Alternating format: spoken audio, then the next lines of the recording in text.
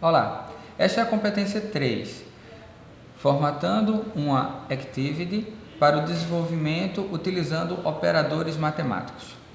Nessa competência, vamos ver como guardar na memória dados. Tem que se entender que programas de computador, eles manipulam dados. Então, eles recolhem um dado, transformam esse dado e então entregam esse dado modificado para o usuário. Essa modificação é a regra de negócio, é o que faz o programa ser o que ele é, a razão dele existir. Então, temos várias maneiras de se guardar os dados, já que eles podem ser de tipos diferentes. Podemos ter tipos numéricos, podemos ter tipos de texto, podemos ter até um tipo de um caractere, ou o dado menor que existe, que vai ser o verdadeiro ou falso, ou o que chamamos de dado binário ou dado booleano. Então, vamos para a nossa tela e vamos descobrir como é que utilizamos esses dados para armazenar valores.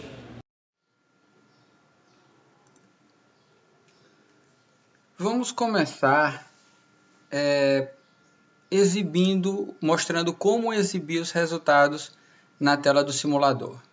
Então, temos aqui o arquivo mainActivity.java, que é onde vamos programar em Java. E para toda activity, a gente vai ter uma tela. Então, a tela é como ela é construída em XML, temos o arquivo activity main.xml.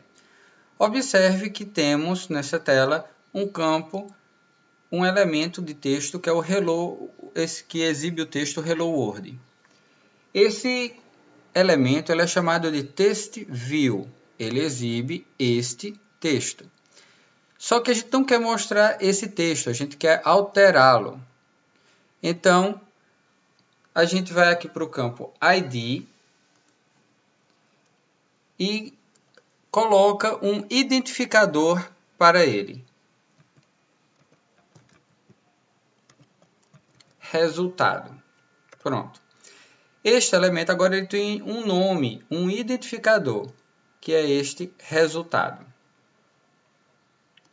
Dessa forma, podemos enviar da programação Java para a tela os valores que vamos colocando nas variáveis. Mas para poder colocar, a gente precisa ter uma variável que guarda esse elemento. Essa variável também ela pode ser chamada de referência, porque ela referencia o elemento. Então, para poder declarar qualquer tipo de variável, seja ela primitiva ou complexa, a gente coloca o tipo dela. Então, TextView é um tipo complexo. Vamos colocar o nome dele de TV, TextView. O símbolo de igual na programação para Java ele é usado para atribuição.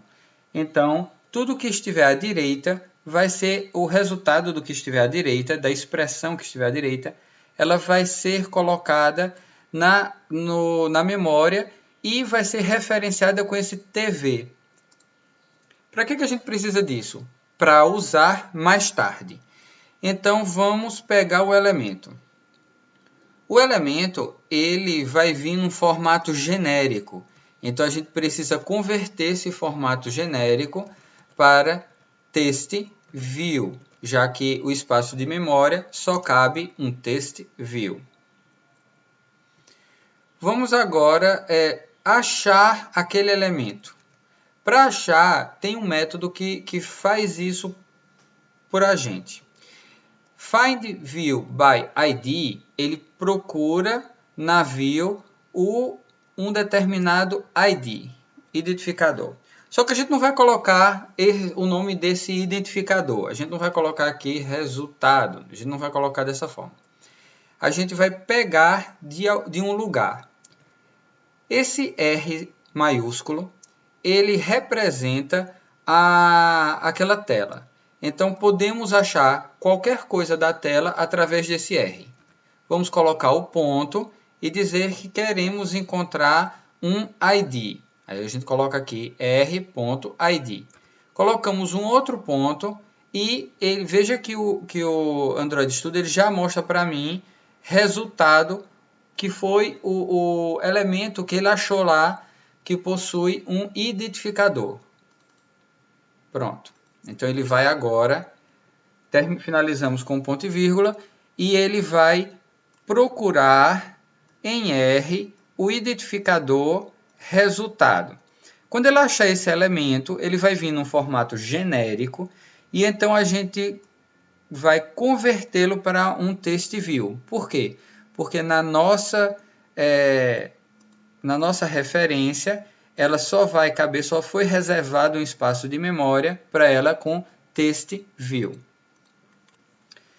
Pronto, agora que temos na memória guardada um elemento e temos um identificador para ele, TV, vamos colocar um texto dentro desse elemento. tv.setText. setText é um método que vai guardar texto dentro de um text view. Ele vai receber como parâmetro algum texto. Então, eu vou colocar aqui OK. Pronto. Vou agora inicializar um dispositivo, né? Emular um dispositivo Android. Para isso eu clico nesse botão que ele vai mostrar o AVD, Android Virtual Device Manager, AVD Manager. E aqui eu tenho dois aparelhos, duas máquinas virtuais já preparadas. Uma que é o Nexus 5X, que usa a API 24, e ela tem um tamanho de 1080 por 1920. Já esse outro é um Nexus One com a API 24 também, só que ele tem um tamanho de tela 480 por 800. Eu escolhi esse tamanho por ele gastar menos memória e aí rodar mais rápido. Eu vou clicar aqui na setinha verde, que ele vai inicializar a máquina virtual.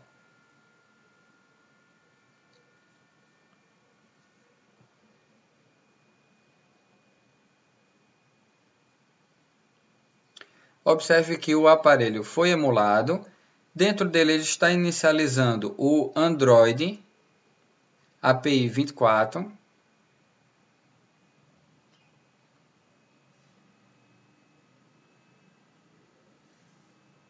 Pronto. Agora eu vou desligar o Android Virtual Manager e eu posso clicar aqui neste botão para executar a minha aplicação. Aí ele pergunta, você quer que eu inicie outra máquina virtual ou você quer que eu use essa que está conectada, a Nexus One API 24? Vou selecionar essa daqui. OK.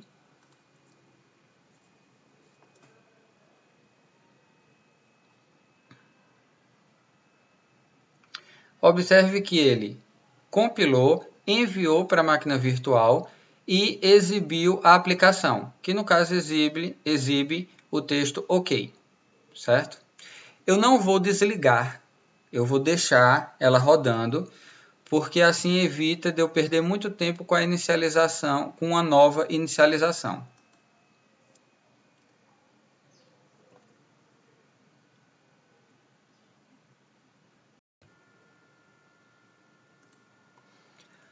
Observe que utilizamos uma variável para guardar um valor e depois utilizar em outra linha de programação, através de seu nome, no caso aqui TV. Podemos guardar diversos tipos de dados. Podemos classificá-los como tipos primitivos e tipos complexos.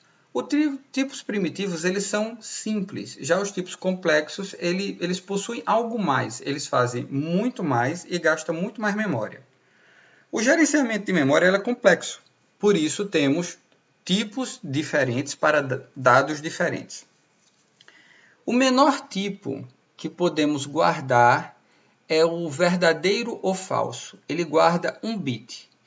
Então, esse tipo de dado ele é chamado de booleano, que ele só pode representar verdadeiro ou falso.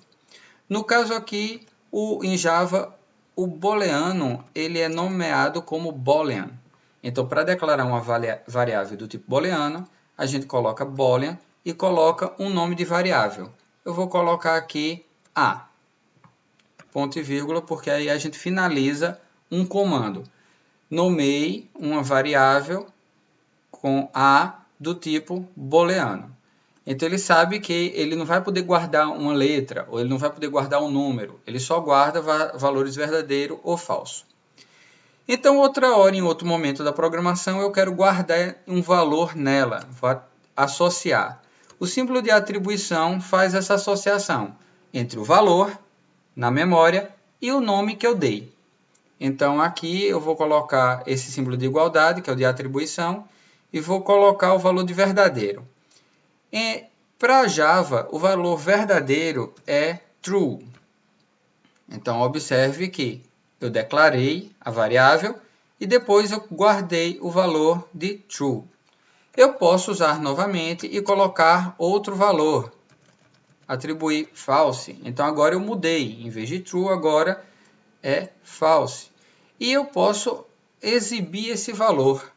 Então, aqui eu vou colocar valor, dois pontos espaço, e vou concatenar, ou seja, juntar um texto a um outro elemento, que no caso vai ser A. Então, o interpretador ele vai buscar o valor de A na memória, que eu coloquei aqui como falso, ou melhor, eu coloquei como true, como verdadeiro, depois eu alterei para falso, depois ele exibe o valor. Então, ele vai exibir falso. Vamos rodar a aplicação e ver o resultado.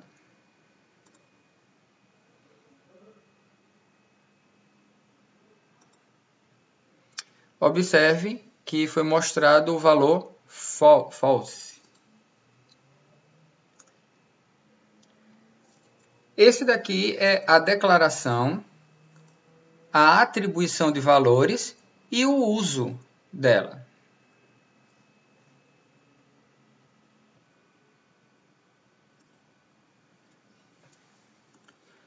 Agora que aprendemos o booleano, vamos aprender outros tipos de dados, porque o booleano ele só guarda verdadeiro ou falso.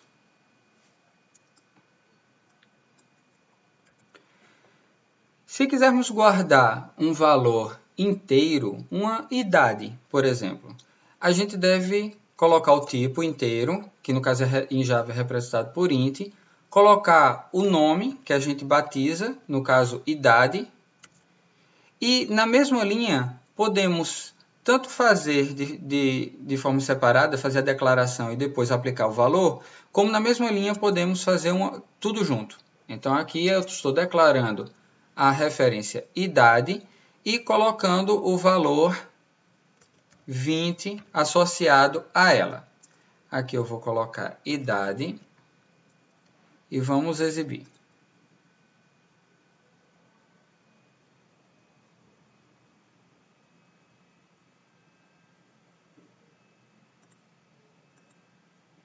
Observe que ele mostrou o valor 20, que guarda a idade. E se quisermos guardar um valor fracionário? O inteiro ele não consegue guardar o valor fracionário, porque ele guarda um número, e valores fracionários no computador eles são guardados por dois números. O primeiro guarda o valor e o segundo a posição da casa fracionária. Na nossa língua, os valores fracionários eles são determinados por vírgula. Só que nos Estados Unidos eles são declarados por ponto. E como a linguagem veio de lá, ele utiliza o ponto como casa fracionária. Então, se eu quiser declarar um salário, eu vou ter que colocar o tipo relacionado ao fracionário. No caso é double, que ele vai guardar o dobro, né? Um para o número e outro valor para a casa fracionária. Vamos colocar um nome, salário. Vamos atribuir o valor 1000 e agora a fração, ponto 50. Ponto e vírgula, porque finaliza, toda vez que terminarmos uma linha em Java, precisamos finalizar ela com ponto e vírgula. e vamos mudar aqui para salário. Agora vamos rodar e ver o resultado.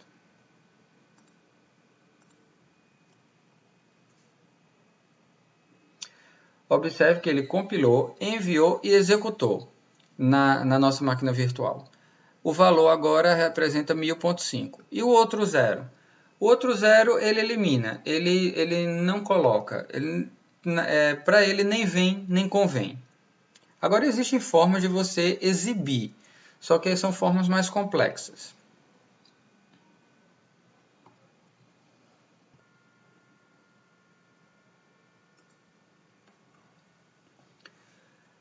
Agora vamos aprender formas de guardar texto. Existem duas formas, uma econômica, muito econômica, e outra que gasta a memória que for necessária. Essa forma econômica é através de guardar caracteres. Então ele vai guardar, por exemplo, entradas do teclado, tecla após tecla. Então a definição para guardar esse caractere é o char. Ele vai guardar apenas um caractere. Ele é limitado a apenas um caractere. Vamos colocar então aqui letra, que vai ser o nome que eu dei para guardar um determinado valor. Vamos atribuir aqui o valor A. Caracteres podem ser letras maiúsculas, letras minúsculas, números e outra gama de símbolos. Por exemplo, pode ser uma exclamação, pode ser uma interrogação. Existe uma tabela que ela relaciona uma numeração a esse determinado símbolo. No seu caderno de estudo, você pode encontrar uma referência para ela. Vamos agora executar.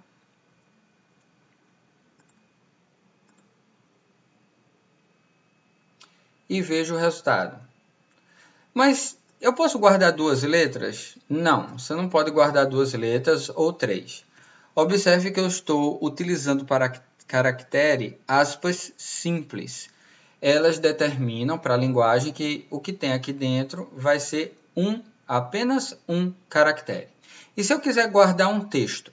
E não temos uma variável primitiva para guardar texto. Um texto é formado por vários caracteres em uma ordem. E aí existe um tipo complexo chamado de string. Observe que até agora os tipos primitivos eles começaram com letra minúscula. Eu vou agora fazer um tipo complexo para guardar um texto. String é o nome dado para esse tipo complexo. Então eu vou colocar aqui nome e vou usar da mesma forma. Agora observe que temos uma letra maiúscula inicializando. Eu não vou mais usar aspas simples, porque como eu tenho vários caracteres em um só lugar, eu vou usar aspas duplas, tanto para inicializar quanto para finalizar o texto. Então coloco aqui fulano de tal. Finalizo com ponto e vírgula e aqui eu vou colocar substituir por nome. Observe e tenha muita atenção que quando queremos denominar um texto, a gente coloca aspas duplas, escreve o texto e então finaliza com aspas duplas. Observe que aqui a gente tem valor também. Então ele vai pegar esse texto e vai juntar com esse, através desse símbolo dessa operação de mais que a gente chama de concatenar. Vamos executar.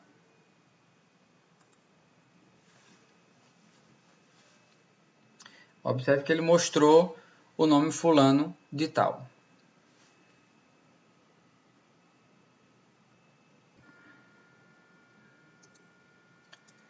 Podemos utilizar, para uma expressão, podemos colocar vários operadores. Por exemplo, 2 mais 2, menos 8, multiplicado por 20, dividido por 10. E como é que o computador ele vai fazer essa expressão. Ele vai passar da esquerda para a direita, vai ler, até encontrar um operador multiplicativo. Operadores multiplicativos é a multiplicação e a divisão. Então, ele encontrou a multiplicação. Aí ele vai fazer 80 multiplicado por 20. Aí você vai ter 160. Uma vez que ele tem o resultado, ele começa de novo, procurando operadores multiplicativos. Chegou aqui na divisão, que é um operador multiplicativo, ele vai pegar o 160, que ele já calculou, dividido por 10, que aí vai dar 16. Aí ele começa de novo e procura operadores multiplicativos. Não encontra, ele vai agora para os aditivos, que são a soma e a subtração. Ele encontra aqui o 2 mais 2 e executa. Então, temos aqui 4. Ele passa novamente e aí encontra somente a subtração. Então, teremos 4 menos 16, que vai dar menos 12. Vamos executar e ver o resultado.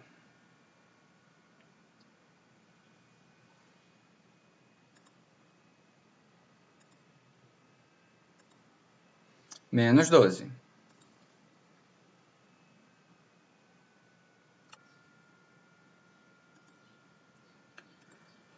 Temos ainda os operadores sufixais e prefixais. Como eles funcionam? Eu vou colocar aqui int a igual a 2, int b igual a 1. Vamos colocar aqui a mais b.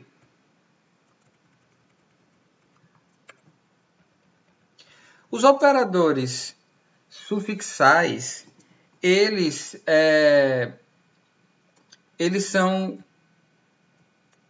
mais, colocado após a variável, e menos. Eles vão subtrair 1 e vão somar 1. Então, ele vai pegar o valor de A, usar e depois somar 1 ao valor que está guardado em A, 3. Assim, vamos colocar aqui, ver A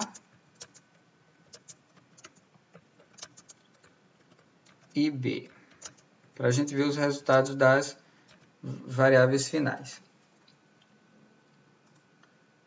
Então, nesse caso, quando eu estou colocando posteriormente, ele primeiro vai usar na expressão o A, o valor de A e o valor de B, para dar o valor de V.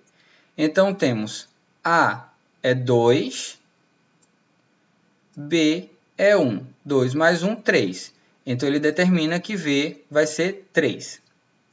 Depois disso, ele acrescenta, vai somar 1 ao valor de A. A agora vai valer 3. E quando ele for exibido, ele vai estar guardando o valor de 3. No caso de B, vai ser negativo. Então, ele vai subtrair 1. Então, a gente vai ter o valor de B, 0. Vamos ver.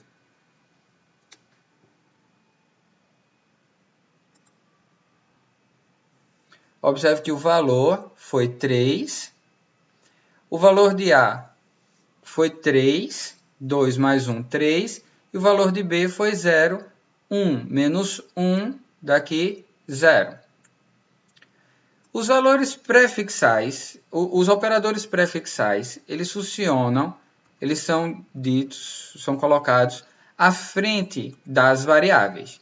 Então, primeiro ocorre, deixa eu dar uma separadinha aqui. Primeiro, ele vai fazer a soma na variável. Veja que o operador vem antes. Então, de 2 passa a ser 3. E no caso do B, de 1 vai valer 0, porque ele vai subtrair 1. E então ele soma 3 mais 0, que vai dar 3. Vamos rodar.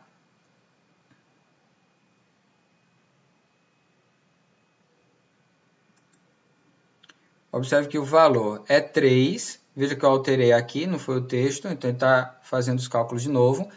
Aí ele faz como? Ele primeiro soma 1 ao 2, então o A vai valer 3. Ele subtrai 1 de B, ele vai valer 0. E então ele vai somar os dois, que é esse operador aqui de soma. 3 mais 0, 3. Esses são os operadores sufixais e prefixais. Quando temos um número, primeiro é feito os operadores prefixais e sufixais. Depois é realizada as operações. Então, nesse caso aqui, primeiro ele iria somar com A para depois somar com o 2. Certo? Então, essa daí é a ordem de precedência.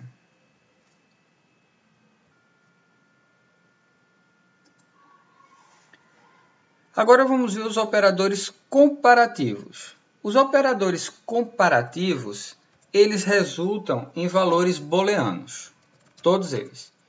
Então vamos colocar aqui V. Vamos apagar essa parte. Vamos fazer uma comparação.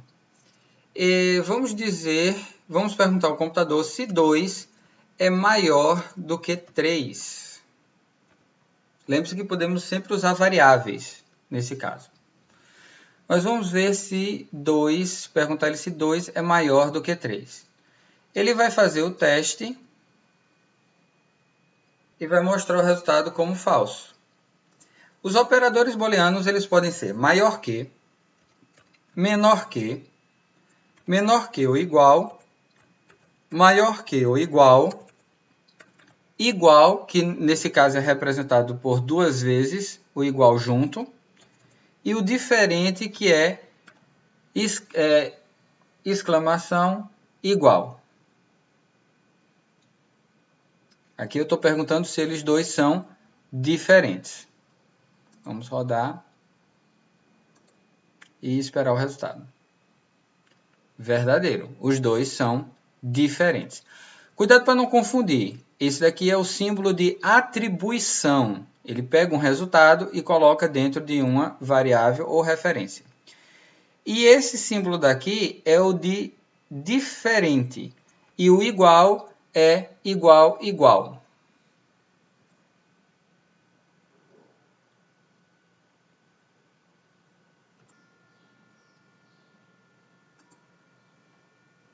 Vamos ver agora os operadores lógicos. Os operadores lógicos, eles fazem operações utilizando operadores, variáveis lógicas. Então, vamos criar aqui boolean A, que é true, boolean B, que é true, verdadeiro, boolean C, que é false. E o boolean V, que vai dar o resultado. Então, para a gente utilizar um operador booleano, vamos ter que ter como operandos ou true ou false, ou as variáveis. Nesse caso aqui, A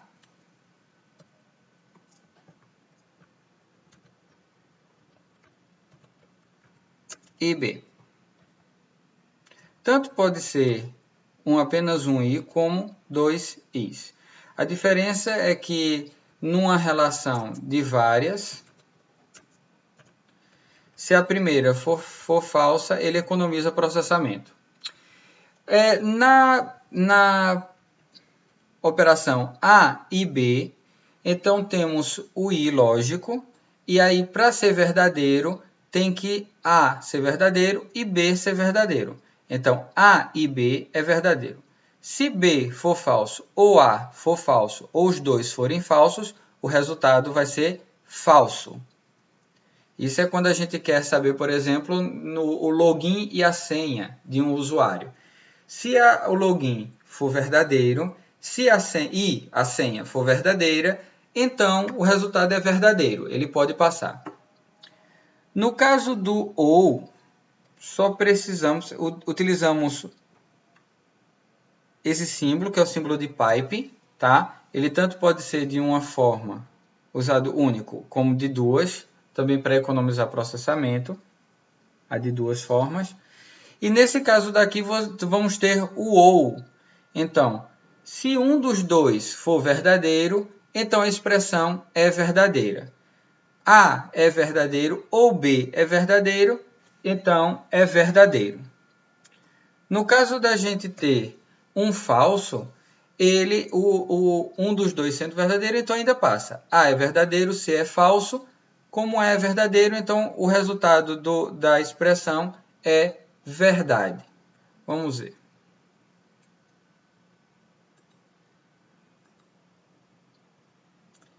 Observe que ele mostrou que é verdade. Ou A ou C sendo verdade, então ele aceita como verdade. Esses dois aqui são os operadores booleanos. Existe ainda uma forma de você inverter, é através da exclamação. A exclamação é um operador unário, ele só precisa de um operando. Então, não A vai dizer, então, se é verdadeiro, não verdadeiro é falso. Se tirarmos esse A, vamos colocar um C, não C, então como C é falso, não falso, só pode ser verdadeiro. Então essa exclamação ele vai inverter um valor por outro.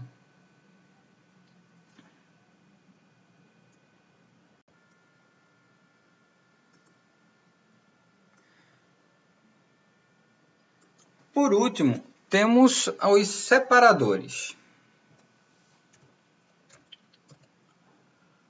Vamos colocar aqui V. E queremos inverter a ordem de precedência. Então, aqui, nesse nosso exemplo,